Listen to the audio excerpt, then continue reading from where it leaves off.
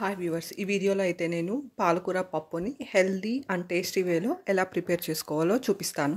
ముందుగా పాలకూరని కాడలు లేకోకుండా, ముదురు కాడలు లేకోకుండా తీసుకోండి. లేత కాడలు అయితే తీసుకోవచ్చు, కానీ ముదురు కాడలు వేసారంటే కర్రీ అంత టేస్టీగా ఉండదు. ఒక కుక్కర్లోకి కందిపప్పుని తీసుకొని, కందిపప్పుని కడిగేసి అందులోకి తగినన్ని నీళ్లు పోసుకొని కొంచెం సేపు నానపెట్టుకోవాలి. అందులోకి 2 టమోటాలను కట్ చేసి వేసుకోవాలి. ఒక ఉల్లిపాయను కూడా కట్ చేసి వేసుకోవాలి.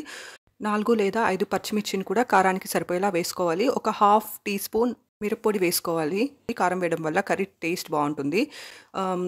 పావు టీ స్పూన్ పసుపుని కూడా వేసుకొని, ఒక టేబుల్ స్పూన్ ఆయిల్ వేసుకోవాలి. మనం తీసుకున్న పాలకూరని సన్నగా కట్ చేసి వేసుకొని కుక్కర్ మూత పెట్టేసి 3 విజిల్ పెట్టి కుక్కర్ చల్లారాక అందులోకి చింతపండు పులుపుని తగినంత వేసుకొని, రాళ్ళ ఉప్పుని తగినంత వేసుకొని కుక్కర్లోని ఇంగ్రీడియంట్స్ని గుత్తితో బాగా మెదిపేసి, తర్వాత ఒక పెనంలోకి కొంచెం ఆయిల్ వేసి, వడియం వేసి, అందులోకి ఒక ఉల్లిపాయని సన్నగా కట్ చేసుకొని బాగా వేయించి, జీలకర్ర ఇంకా కొంచెం ఇంగువ వేసి బాగా వేయించుకొని, ఆ తర్వాత పెనంలో వేయించుకున్న ఇంగ్రీడియంట్స్ని కుక్కర్లో ఉన్న పప్పు, ఆకుకూర పప్పుతో మిక్స్ చేసి, ఆ తర్వాత ఒక 3 నిమిషాలు బాయిలింగ్ పాయింట్ వచ్చేంత వరకు ఉడికిస్తే హెల్దీ అండ్ టేస్టీ పాలకూర పప్పు రెడీ అయిపోతుంది. ఇలా చేశారంటే ఆ కర్రీ టేస్టీగా ఉంటుంది. ఒకసారి ట్రై చేసి చూడండి. Thank you for watching my video.